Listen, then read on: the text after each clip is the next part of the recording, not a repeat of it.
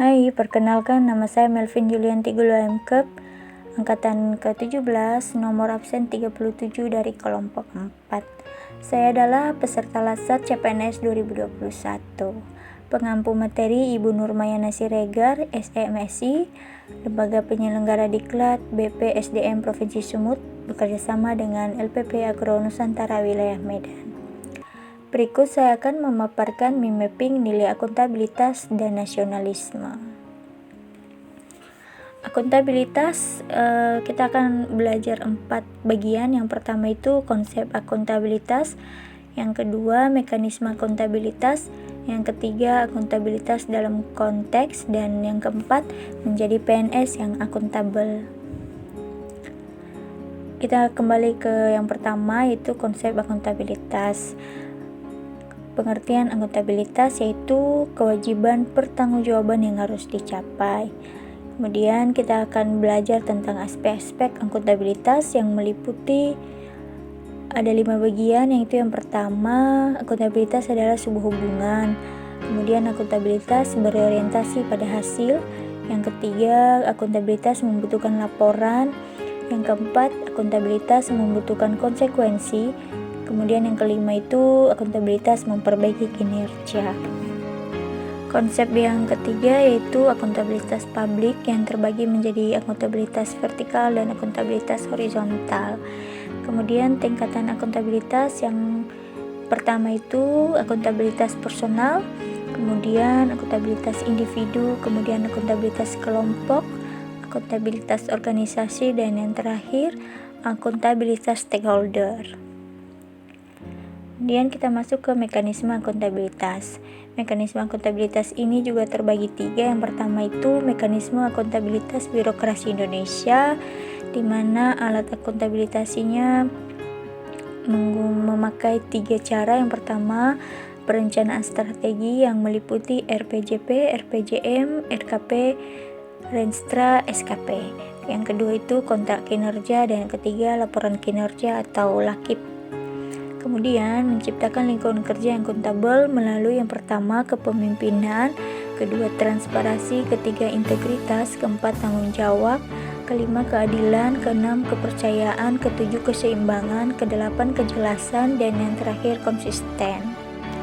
Langkah dalam menciptakan framework akuntabilitas: yang pertama, tentukan tujuan dan tanggung jawab. Yang kedua, rencana apa yang akan dilakukan untuk mencapai tujuan. Yang ketiga, melakukan implementasi monitoring tujuan, dan yang terakhir, berikan laporan secara lengkap. Dimensi akuntabilitas terbagi 4. Yang pertama itu akuntabilitas kejujuran dan hukum, kemudian akuntabilitas proses, yang ketiga akuntabilitas program, dan yang terakhir akuntabilitas kebijakan. Menjadi PNS yang akuntabel artinya PNS yang mampu mengambil pilihan yang tepat ketika terjadi konflik kepentingan, tidak terlibat dalam politik praktis, melayani warga secara adil dan konsisten dalam menjalankan tugas dan fungsinya.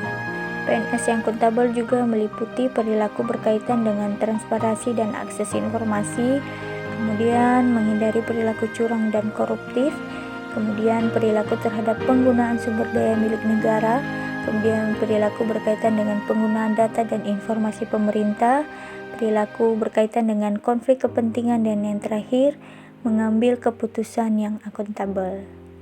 Sekarang kita masuk ke nasionalisme. Nasionalisme sendiri itu pada hakikatnya adalah untuk kepentingan dan kesejahteraan bersama, karena nasionalisme menentang segala bentuk penindasan terhadap pihak lain, baik itu perorangan, kelompok, dalam masyarakat maupun suatu bangsa. Nilai-nilai nasionalisme Pancasila bagi ASN: yang pertama itu sejarah ketuhanan dalam masyarakat Indonesia, kemudian yang kedua ketuhanan dalam perumusan Pancasila, yang ketiga perspektif teoritis nilai-nilai ketuhanan dalam kehidupan bernegara, kemudian implementasi nilai-nilai ketuhanan dalam kehidupan sehari-hari. Peran aparatus sipil negara yaitu sebagai ASN pelaksana kebijakan publik, kemudian ASN sebagai perekat dan pemersatu bangsa. Kemudian yang ketiga, peran ASN dalam menciptakan kondisi aman. Implementasinya dalam kehidupan sehari-hari yaitu sila yang pertama, ketuhanan yang Maha Esa, yang dapat kita lakukan melalui yang pertama itu jujur dan mempunyai integritas, kemudian punya etika sebagai prinsip dasar dalam kehidupan sehari-hari, hormat pada hak orang lain, hormat pada aturan hukum dan masyarakat, serta sabar dan berjiwa besar serta berprasangka baik. Sila yang kedua yaitu kemanusiaan yang adil dan beradab yang dapat kita terapkan melalui toleran, saling tolong-menolong, sopan santun, berlaku adil, dan yang terakhir menghormati hak asasi orang lain.